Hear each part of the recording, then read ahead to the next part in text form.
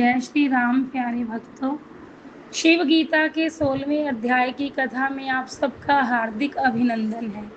श्री रामचंद्र बोले, हे भगवान, आपने मोक्ष मार्ग का संपूर्ण वर्णन किया। अब इसके अधिकारी कौन कौन हैं, कहिए। इसमें मुझको बड़ा संदेह है, आप विस्तार पूर्वक वर्णन करें। श्री शिव जी बोले, हे राम, ब्राह्मण, क्षत्रिय, वैश्य, शूद्र, स्त्री, ब्रह्मचारी, गृहस्थ तथा बिना यज्ञोपवीत हुआ ब्राह्मण, वानप्रस्थ, जिसकी स्त्री मृतक हो गई हो, सन्यासी, पाशुपत व्रत करने वाले इसके अधिकारी हैं।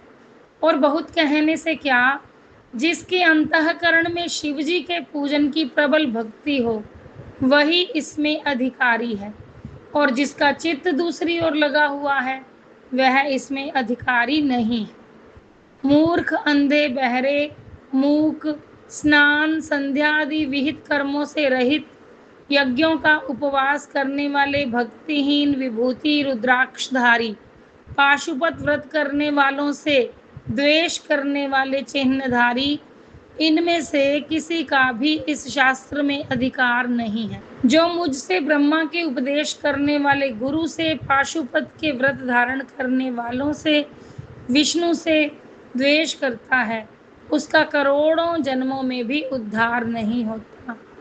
आजकल के उन पुरुषों को इस श्लोक के ऊपर विचार करना चाहिए, जो अज्ञानवश एक दूसरे से द्रोह करते हैं। वह सब एक ही रूप है। शिवजी और विष्णु में कोई भेद नहीं है। भेद मानने वालों की गति नहीं होती। इसके प्रमाण हैं, स ब्रह्मा स शिवः स हरि स इंद्रः सो अक्षरः परमः स्वराट, अर्थात वही परमात्मा शिव, हरि, इंद्र, अक्षर, परम स्वराट है। एक रूपम बहुधा यह करोति, वही एक से अनेक रूप को धारण करता है, और चाहे अनेक प्रकार के यज्ञादिक कर्म में तत्पर हो और शिव ज्ञान से रहित हो, तो भी शिव की भक्ति ना होने का कारण वह संसार से मुक्त नहीं होता। जो वेद बाह्य धर्मों में केवल फल की इच्छा करके आसक्त होते हैं, उन्हें केवल दृष्ट मात्र फल की प्राप्ति होती है, वे मोक्ष शास्त्र के अधिकारी नहीं है। काशी, द्वारका, श्रीशैल पर्वत, व्याघ्रपुर, इन क्षेत्रों में शरीर त्यागने से इस पुरुष को मेरी कृपा से तारक ब्रह्म की प्राप्ति होती है।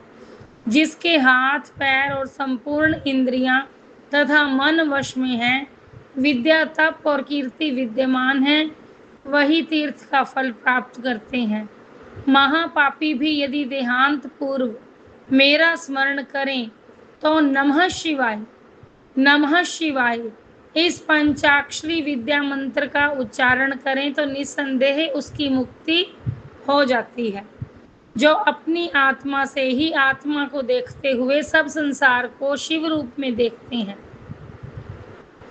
उनको क्षेत्र, तीर्थ या दूसरे कर्मों के करने से क्या लाभ है, अर्थात उन्हें करने की आवश्यकता ही नहीं है। विभूति और रुद्राक्ष सदा सबको धारण करना चाहिए।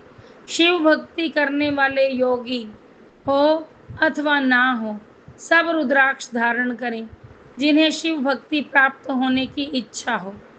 जो अग्निहोत्र की भस्म और रुद्राक्ष को धारण करता है, वह महापापी हो तो भी निसंदेह मुक्त हो जाएगा।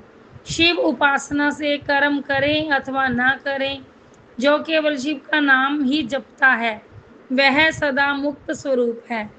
अंत काल में जो रुद्राक्ष और विभूति को धारण करता है, उसे चाहे महापाप भी लगे हों, नरों में नीच भी हो, किसी प्रकार से भी यम के दूत उसे स्पर्श करने को समर्थ नहीं होते।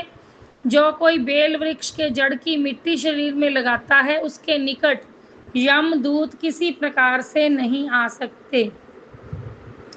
श्री राम बोले, हे भगवान, किन मूर्तियों के पूजन करने से आप प्रसन्न होते हैं, यह जानने की मुझे बड़ी इच्छा है, सो आप कृपा करके कहिए। श्री शिव जी बोले, मृत्तिका, गोबर, भस्म, चंदन, बालुका, काष्ठ, पाषाण, लोहखंड, केशर आदि रंग, कांसी, खरपर, जस्त, पीपल, तांबा, रूपा, स्वर्ण अथवा अनेक प्रकार के रत्न, पारा अथवा कपूर, इनमें जो अपने को प्राप्त हो सके और जो इष्ट हो, उससे शिवलिंग की मूर्ति का निर्माण करें।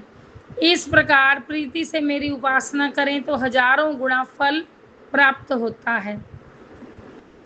मृत्तिका की प्रतिमा पूजन करने से आयु, काष्ठ की प्रतिमा पूजन करने वाले से संपत्ति, कांसे की पूजा करने से कुल वृद्धि, लोहे की प्रतिमा पूजन करने से धर्म बुद्धि, पाषाण की प्रतिमा पूजन करने से युक्त से पुत्र प्राप्ति क्रम से होती है।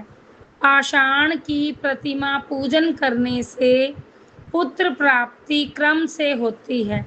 बिल्व वृक्ष के नीचे अथवा उसके फल में जो मेरी आराधना करता है, इस लोक में महालक्ष्मी को प्राप्त होकर अंत में शिवलोक को प्राप्त होता है। और बिल्व वृक्ष के नीचे बैठकर जो विधि पूर्वक मंत्रों को जपे तो एक ही दिन में उस जप करने वाले को पुनश्चरण का फल मिलता है। और जो मनुष्य वेल के वन में कुटी बनाकर नित्य प्रति निवास करे, उसके जाप मात्र से ही सब काम सिद्ध हो जाते हैं। पर्वत के ऊपर, नदी के किनारे, बिल्व के नीचे, शिवालय में, अग्निहोत्रशाला में, विष्णु के मंदिर में जो मंत्र का जाप करता है, दानव, यक्ष, राक्षस इसके जाप से विघ्न नहीं कर सकते, उसे कोई पास स्पर्श नहीं कर सकता। वह शिव के सायुज्य लोक को प्राप्त होता है। पृथ्वी, जल, अग्नि, वायु, आकाश, पर्वत किंबा अपनी आत्मा ही में जो मनुष्य मेरा पूजन करता है, 1 लक्ष्य मात्र की पूजा करने से उसे संपूर्ण फल प्राप्त होता है। हे राम, अपने आत्मा में जो पूजन करता है उसकी बराबरी दूसरा कोई नहीं। आत्मा में पूजन करने वाला चांडाल भी मेरे लोक को प्राप्त होता है। नित्य नैमित्तिक तपस्या का नियम नहीं है, चाहे जब तक जितनी इच्छा हो जप करता रहे, उसमें कोई दोष नहीं होता। जो मेरी मूर्ति का ध्यान करता हुआ निष्काम बुद्धि से रुद्र जप अथवा षडाक्षर मंत्र ओंकार सहित जितेंद्रिय होकर जपता है, हे राम, अधर्व शीर्ष या कैवल्य उपनिषद के जो मंत्र जपता है, वह उसी देह से स्वयं शिवमय हो जाता है, अर्थात सायुज्य मुक्ति को प्राप्त होता है। जो नित्य प्रति शिव गीता को पढ़ता है, जप करता है, श्रवण करता है, वह निस्संदेह संशय से मुक्त हो संसार से मुक्त हो जाता है। सूत जी बोले, हे शौनक आदि ऋषियों, भगवान शिवजी रामचंद्र जी से इस प्रकार उपदेश कर वहां से अंतर ध्यान हो गए और आत्मज्ञान प्राप्त होने से रामचंद्र ने भी स्वयं को कृतार्थ मानकर एकाग्रचित से ध्यान करने लगे। इस कारण हे मुनियों, नित्य प्रति सावधान होकर शिव गीता को सुनने से अनायास मुक्ति हो जाएगी। इसमें कुछ भी संदेह नहीं। इसमें शरीर को क्लेश नहीं, मानसिक क्लेश नहीं, धन का खर्च नहीं और ना ही किसी प्रकार की पीड़ा है। केवल श्रवण से ही मुक्ति हो जाती है। हे ऋषियों, इस कारण तुम नित्य प्रति शिव गीता का श्रवण करो। ऋषि बोले, हे सूत जी, आज से तुम ही हमारे आचार्य, पिता और गुरु हो, जो कि आपने हमको अविद्या के पार उतार दिया।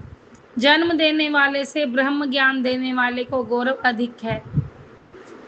इस कारण हे सूत जी, सत्य ही तुमसे अधिक कोई दूसरा गुरु हमारा नहीं है। व्यास जी बोले, ऐसा कहकर संपूर्ण ऋषि सायं संध्या करने के लिए चले गए और सूत पुत्र की बड़ाई करते गोमती नदी के समीप ध्यान कर शिव परायण हुए। इसी के साथ 16वें अध्याय की कथा को विराम देते हैं। इस कथा को प्रेम पूर्वक श्रवण करने के लिए आपका हार्दिक धन्यवाद, हार्दिक आभार। जय श्री कृष्णा। हरि ओम जी।